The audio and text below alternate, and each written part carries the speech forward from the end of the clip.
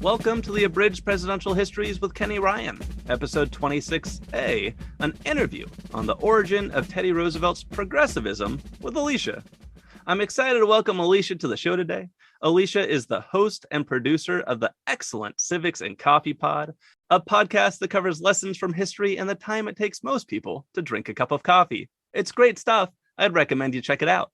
Today, we're going to talk about an aspect of Theodore Roosevelt's origin story that I didn't have a chance to dive too deeply into during my narrative episode. We'll take a look at the root and cause of his progressive beliefs and how they shaped the country during his time in the White House. Alycia, thank you so much for your time.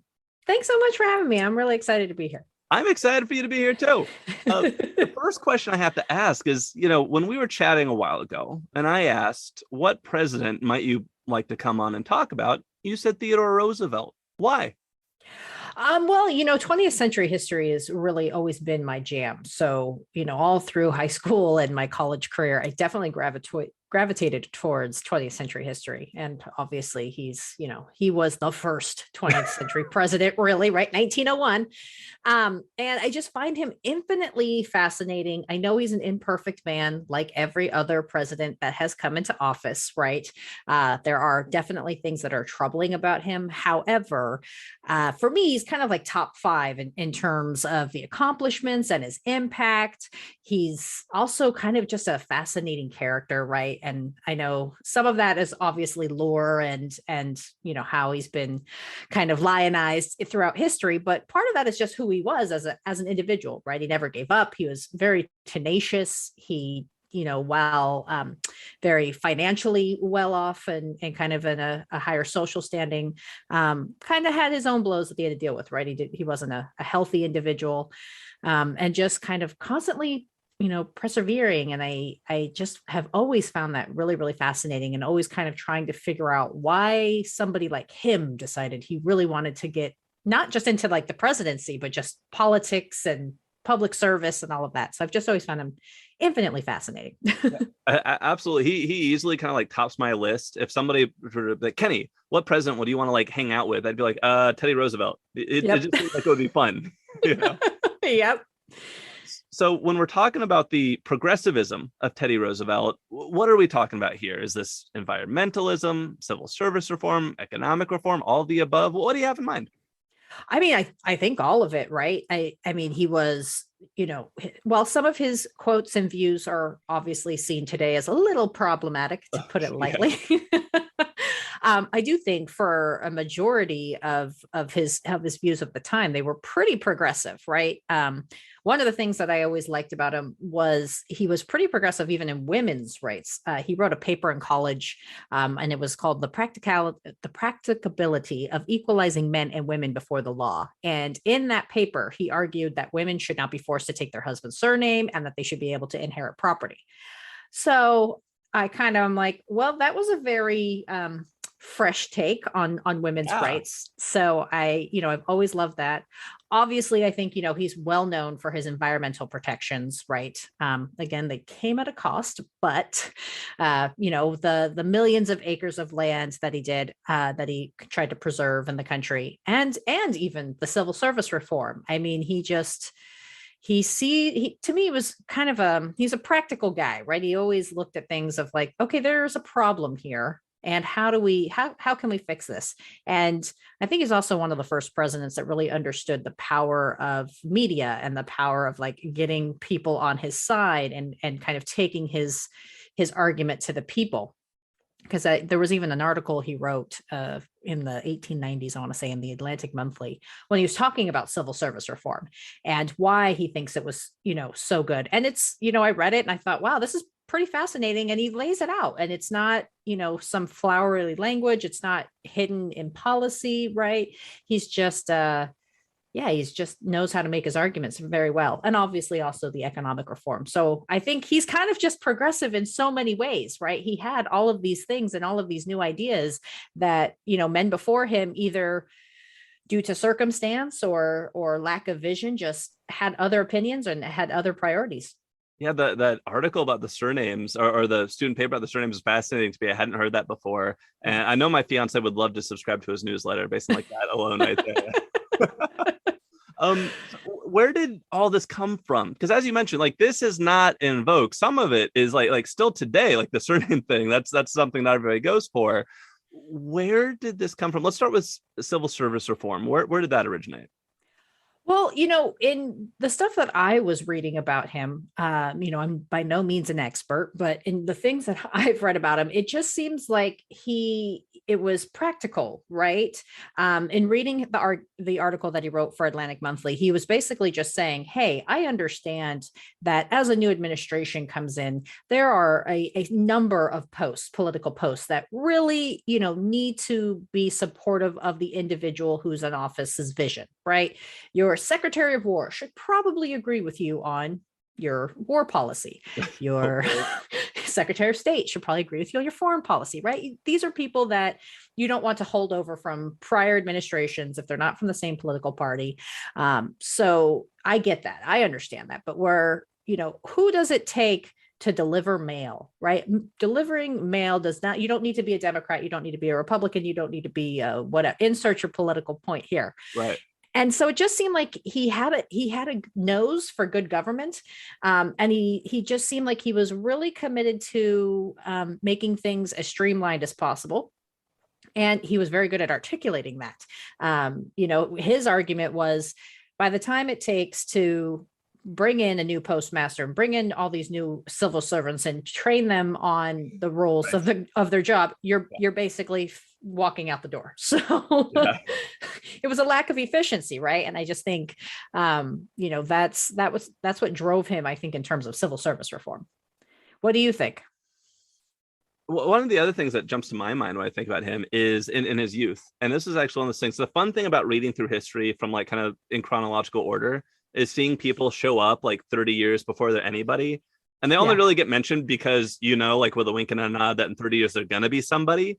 But, when you're back at like Chester Arthur and Rutherford B. Hayes and all those guys, and they're battling with Roscoe Conkling, Teddy Roosevelt's father like comes in the picture, and the president tries to appoint him to clean up this corrupt New York customs house. And Roscoe Conkling, this corrupt boss who wants his guy in the custom house so he can make sure all those kickbacks are coming his way, blocks it. It becomes a big, ugly political fight. And then Teddy Roosevelt's like father gets sick and dies almost immediately afterwards. And I have to wonder, like, what do you see when you see that happen to someone? Like, do you think that leaves a stamp on them where they say, you know what, I am pro civil service reform because I've seen bad civil service, and I think it may have played a role in killing my dad. I mean, I think that's definitely a good point too. And I think a lot of his progressivism at some point or another can be tied to his youth, right? So watching his father go through that and fight that fight and become sick, I think is also a very good point as well. That was a good connection. Thanks. Where do we see it play out in his career? Like you've mentioned he like writes some cool articles about that. Mm-hmm. If like when he's president or when he's been in office, I mean, he was at one point on a civil service commission, like for the federal government. So where do we see this play out throughout his career? I think civil service, I'm drawing a blank in terms of it when he was president, what he did. I know like during his presidency, he was very much more about environment and doing like food and drug. He did the law for the Food and Drug Administration and big business reform, right? He was really about economic reform as president. And I think I can't think of anything off the top of my head as president that he did with civil service reform. But perhaps he left that to the states to decide.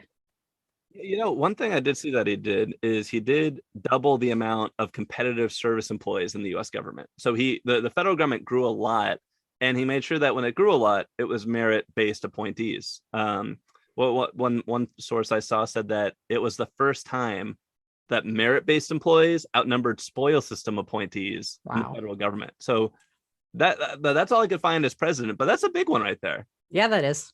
And it would. I think it helps create a stronger workforce, right? And Absolutely. He kind of set this precedent, right? Of like, this is how we should actually be filling our government, making it efficient. And I think due to the successes, right, of that decision, it allowed other presidents to kind of continue the trend. I think he was very much a trendsetter as a president. And it's funny, like the sticking power of creating when like establishing, like, if we're going to grow the government, it's going to be merit based. It's not going to be tied to parties. You Right. saw that a lot more in recent times. Yeah. Where current presidents, I'll just gotta say, like Donald Trump, he struggled a lot with feeling that there was this deep state out to get him. Uh, Really, that's just professional people who are like, they're loyal to the Constitution, loyal to the country. They are not political partisan operatives. Right. And at least in Trump's case, he really didn't like that, but he could not undo a foundation that Teddy Roosevelt laid 100 years earlier. True, though he tried. He tried. Unsuccessfully so. Yeah. Oh. Man, wow. So let's jump to another area of Yeah. TR's progressivism, his environmentalism. Mm. Where did that come from? Well, I think again, this is just kind of my armchair psychotic or psychotic. Hit me with it. Hit me with the armchair psychologist. Yeah. Psychologist. There we go. Psychology, armchair psychology. We got it. Yes, my armchair psychology take on it is I think nature had always been his healing place, right? He was a sickly child, and he spent time in nature. He was always hiking and doing physical pursuits and hunting and all of that. And even after his first wife passed away, he went out ranching and was like, I need to be in nature. I need to get away from everything.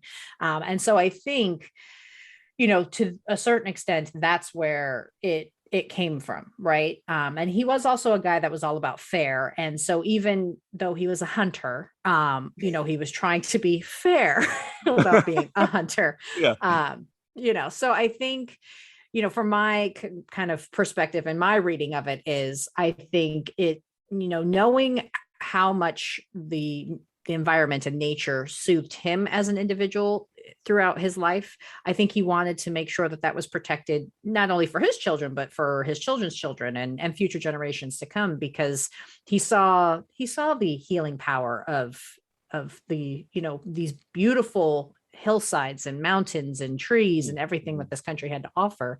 And I think too, he saw we were kind of coming to the end of that Gilded Age, right? That big industrial revolution where it's all expansion. And I think he kind of saw the writing on the wall of like, we can't continue to do this, right? We are dealing with finite resources. I know he did some explorations where he would take specimens and stuff, so he was also like kind of a pseudoscientist too, right? Like he loved learning about this kind of stuff. And so I think, just knowing that and having that experience and being there, he realized, we cannot keep living to the excess in which we're living in now. And we need to do some really concrete actions to try to protect this land so that we have it for future generations. What's that Dr. Seuss book where like the guy exploits the land? Is it Horton Hears a Who? Is it Horton Hears a I think, is that an elephant one? I can't remember. That's the elephant one. I know. We got it. What? I know which one you're talking about though. Sometimes like seeing Teddy Roosevelt enter the scene, it feels like he read that book and then he looked around and he was like, huh. Even though that book didn't exist yet. But right. You're right. Well, he does a lot. What's your favorite thing he does for the environment? Like, of all the things that he does, which one are you like, man, I like that one? All the national parks. So I live in California, and so literally down the road from my house, I mean, it's down the freeway, but it's down the road from my house is Muir Woods. And I grew up hiking all over Muir Woods. I love it to pieces. It is one of the most gorgeous trails I've ever been on in my entire life. And to me, that's a tangible, lasting legacy. Knowing that he took action to kind of preserve this land for the people.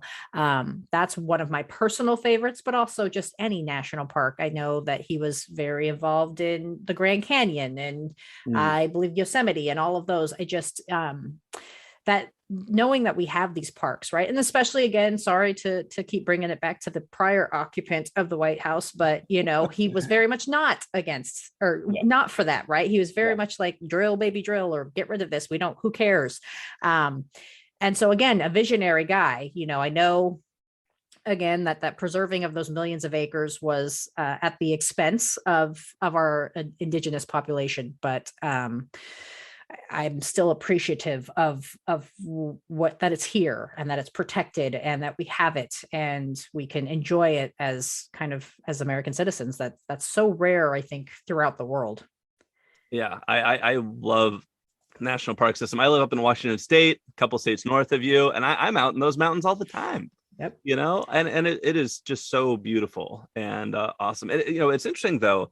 We're kind of the mix of his legacy, and you kind of hinted at this earlier. He Mhm. sure, on one hand, he sets apart all this land that we so appreciate today, but he also did something like the National Reclamation Act of 1902, Right. where he kind of looks at the West and he views his take on conservation is we still want to use a lot of this land. We just don't want to overuse it. So let's build a lot of dams. Let's Mhm. extend irrigation. And it's one of these things that, like, I grew up in Texas, where as a kid, it's like we have dams everywhere. Texas. Fun fact about Texas: only one natural lake in all of Texas. Every other lake is formed by dams. I don't know. Oh, I didn't love to know pull that. that one out at parties because that's the kind of guy I am at parties. Um, and then up in Washington, though, where we have these dams, it's like, oh, it's actually that's doing some kind of terrible things to the salmon up here. So it's interesting how in some Mm. areas, the things he did that while he thinks he's like, oh, this is gonna be great, we're gonna save all this land, we're gonna expand irrigation, we're gonna do all this. It has like negative consequences that he didn't see coming. And I wonder, like if he were around today, if a Teddy Roosevelt, jumped onto the scene, jumped out of a time portal, and he looked back on that, would he be like, you know what? Let me tweak that law. Those are I did not mean to, do that, have that effect. I mean, I might be biased because, I've already committed to the fact that he's one of my top 5 presidents, but I would like to believe that, yes, he would. Yeah, And even, I know he has a bad rap these days because of his views on race and things of sure. that nature, which of course not okay. Um, and not to put a but in there, but um, he looked to scientists of the time, and unfortunately, the scientists of the time, their methods were questionable, right? Good Like if point. Charles Darwin is telling you that there's a difference between the races, right? Who's he to stop them? So I think because he was so fascinated by learning, right? He was a historian, he was a researcher, he wrote, so many books. I would like to believe that given the hindsight of 2020 and said, hey, if you do this, it's going to do all this great things, but hey, it's going to also do these kind of poor things. I feel like he would find a way to curtail the law a little bit, change it a little bit, and make it best for as many people as possible. Because it seemed to be that was one of his Yeah, driving missions, right? I was just Greater thinking good. He that. was very Yeah, much a greater good guy. absolutely. He's what is it? He's, I guess, like Spock. Yeah. The the many over the one, I suppose. Yeah. Um, what about his economic reforms? This is the one that is most surprising to me because this is a guy who is born with a silver spoon in his mouth, and you Mhm. don't often see those guys come out as economic progressives. I saw one article that listed Teddy Roosevelt just behind Washington and Jefferson among our wealthiest presidents all time. I think it was like number 4 or 5 on the list. Why does a guy with that background become an economic reformer? Yeah. Again, I think it's armchair psychology of he was very cognizant of the fact that he was born into a place of privilege, right? He was different than most of the men even of his age of he understood that government should be there for the greater good.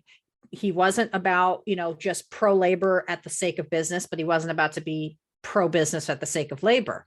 And I think he was one of the first ones to really understand the ideas of predatory wealth, right? I think he might have been one of the first, if not the first, major politician to kind of reference this wealth disparity as being very problematic and potentially causing lots of issues.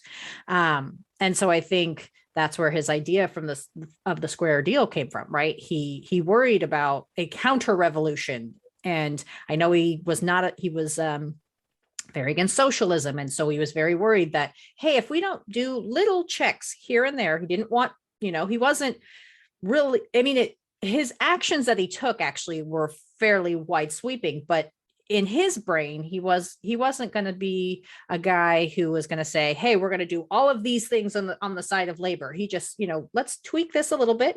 When you play out of bounds, we're gonna reel you back in. But hey, if you're being crazy, we're gonna also reel you in a little bit. We're gonna say, hey, no, we're gonna bring this in and through the hands of the government. So yeah, I think just having that presence of mind of knowing that he was very lucky. But I'm curious to know, did you find anything in your research that kind of gave you a hint as to why he just was so about economic reform?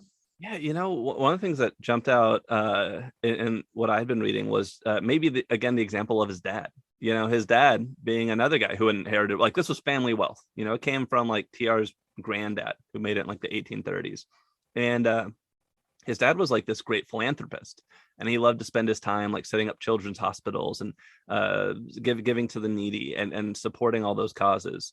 And I have to think that TR saw that and he was like, okay, it's okay to be super wealthy. Like, my family, we're not giving away all our money, but we're helping other people, and so you should be doing that. And if you're not, you're kind of screwing up the system. And I think too, you mentioned like socialism was out there. You do have Eugene Debs in the Socialist Party are running for president at that time. You don't have say a communist countries out there yet. Communist Russia is still about 17 years away, but you do have socialism out there. And so I think he doesn't want that. Like, he doesn't want to go that far. And he just sees that the pressure, he looks back and he looks at the past 30 years and he sees, the railroad strike of 77. He sees the Pullman strike of 1894. He sees the Haymarket bombing in the 1880s. And he's like, this is a teapot that is just about to explode if we don't create some ways to relieve that pressure and help these people out. Yeah. And that just seems to me to like be one of these really underlying causes, inspirations behind a lot of what he's going to do. And this seems also like an area where he does do quite a bit. Let me like run through some of the things that I saw. Yeah. As a New York State assemblyman, he filibustered and killed a corrupt state bill that would have raised rates on everybody, if I remembered right, to like nobody's benefit. It just would have made everything more expensive to pad rich people's wallets. He's of course a famous trust buster. In 1902, he becomes the first president to intercede on labor's behalf in a strike of mine workers against coal mine operators. Prior to this, every president, if they get involved, they send in the troops to break up the strike. What are some of the things that caught your mind? Like, is it that kind of stuff, or what stuff comes to your mind when you think TR as a progressive economic champion? What's he doing that impresses you? I mean, the coal strike, I think, obviously is one of the top ones, and kind of having the foresight to know, okay, we can't drag this out. This is, again, greater good. This is where his pragmatism comes out, right? That's one of the big ones that I think kind of the big guy. I believe it was the Hepburn Act of 1906, where it gave the Interstate Commerce Commission much more teeth, right? Much more ability to actually take action against this stuff. The big monopolies and whatnot. Yeah. Those to me are kind of like the big ones, and the fact that he's like willing to push for it, right? It's not enough to sign the piece of legislation if the guy behind the pen isn't willing to say, now go get it, sue him, let's do this. So those for me are kind of like the top pieces of the legislation, I always find. So we had never seen a president anywhere close to this progressive before Theodore Roosevelt. How did his presidency, do you think, kind of change the balance of power in American politics between the powers of progressivism and conservatism? Is it a big moment? Is it a pivot moment? Is that overblown? What do you think? Well, I mean, I think he kind of took charge in a way that, very few presidents before him did, right? I think up into his presidency, he was up until FDR, excuse me, yeah, he used the most executive orders under his administration. I could have that wrong, but I think he understood the power, like I mentioned, of the press, and he came of age at a time too, or not came of age, but he was president at the time where independent press was really kind of coming, right? Before then, it was a lot of party press. So you had your Republican newspapers, you had your Democrat newspapers, right? And for the first time, really, it wasn't perfect journalism, but we start to see independent journalism. And I think he understood that more so than any of president before him, and to a certain extent, some presidents after him.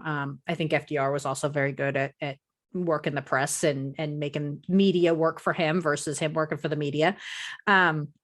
And I think he made his presidency kind of the center of American politics, whereas before it was like Congress and Senate, right?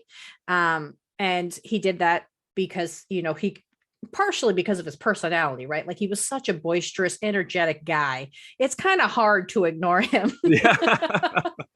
But I also think, that he understood that if he took his case directly to the people, and now for the first time, really, he could, right? It wasn't, if you bought this paper, you got it. No, if you bought any paper, he was right there. And I think too, like the progressivism was successful in essence because of his policies, right? So he was able to start the road of progressivism. And because his policies were so successful and because people responded so well, people could finally see the government working for them and not the party boss, right? It wasn't about party systems anymore. It was like, oh, here is a national government that's working for me. And I think that helped lead to this whole progressive movement, which we see, I think, explode under FDR. That I think it led clout to the idea that government could be progressive, that government could be in the hands of the people. And I think that's kind of what leads him as, makes him the progressive president, right? Because he was so successful at these policies and arguing those points. What do you think the lasting legacy of Roosevelt the Progressive is? Oh. I mean, his tangible legacy obviously is the parks and all the land, right? I also really admire his ability to take things to the people. And I think he kind of opened that door. I know, presidents did stump speeches and talked to people and issued press releases and things of that nature. But I think kind of being the people's president, right? I think he really kind of started that. And then also, to me, he's always going to be the first modern president, right? He was the first to, to write, be foreign center. And so that's why I always feel like you've got your land, you've got kind of his personality, right? Not even ignoring all the Rough Rider and his military and all that other stuff that he did. I just think, the national parks for me is probably going to be the big one. I feel like the legacy of TR that I'm surprised no company has grabbed on yet is you can accomplish a lot if you drink a gallon of coffee a day, as he reportedly did. Like, why is there not a Teddy Roosevelt coffee company out there? You got everything you need. So right there in that great story. Yeah, you're not wrong. What lesson, the last question I love to ask everybody, what lesson in leadership do you think we could learn from Roosevelt and how he pursued his progressive agenda? I think definitely he was a man who understood that compromise, even if it was small and slow, it was still would lead to progress, right? That, compromise and kind of taking an inch by inch as much as he could was still progress. It wasn't large sweeping progress. And I think, we as Americans today struggle under that, right? Because we want things to be fixed immediately. And if it doesn't happen in one big sweeping bill, then we think it's a failure. And I think for me, he's somebody that really kind of really showed that, compromise is possible in politics, and compromise actually gets things done, and compromise will help both sides, right? You have your conservative, you have your liberal, you have your whatever. And if you can compromise and meet the middle road, you can actually do some great things for the country. So that's something for me that I think will always stand out for me. I've said this a couple of times. I think he really understood the power of messaging. Definitely he is a big personality, but I honestly don't think that he would have had half the legacy that he has today if he didn't, also show you and tell you what he did, right? And make the argument for why he did some stuff, right? Yeah. It would just be like, oh yeah, Congress set aside all of these lands. It wouldn't be Teddy Roosevelt, the conservationist president. And I think, he also knew when to take a stand. I know there was a couple of times in his administration when he was trying to set aside public lands, and Congress was trying to attach a trailer bill that said, hey, you can't do this. And he worked his way to figure out a way to undercut Congress and still get what he wants. And so I think he picked his battles. And so I think for me, it's about understanding compromise, understanding the power of a good message, and knowing when to take a stand. But I'm curious, what do you feel like you've learned? No, I feel like one of the things that I see from him in terms of leadership as a political leader is I think he understood that Americans love someone who will fight for them. Mm-hmm. And so he was always very quick to portray himself as someone who will fight for them. He was Colonel Roosevelt fighting for liberty on the islands. He was the president. He was fighting the corporations for them. He was always happy, and he was strategic in when he did it, like you said. But when he did it, he wanted everybody to know that, I walk quietly and I carry a big stick. Yes, he did. Awesome. If you'd like to hear more from Alycia, please check out the Civics and Coffee Pod and give her a follow on Twitter at Civics Pod, or find her online at civicsandcoffee.com. Thank you for your time, Alycia. Thanks, Kenny.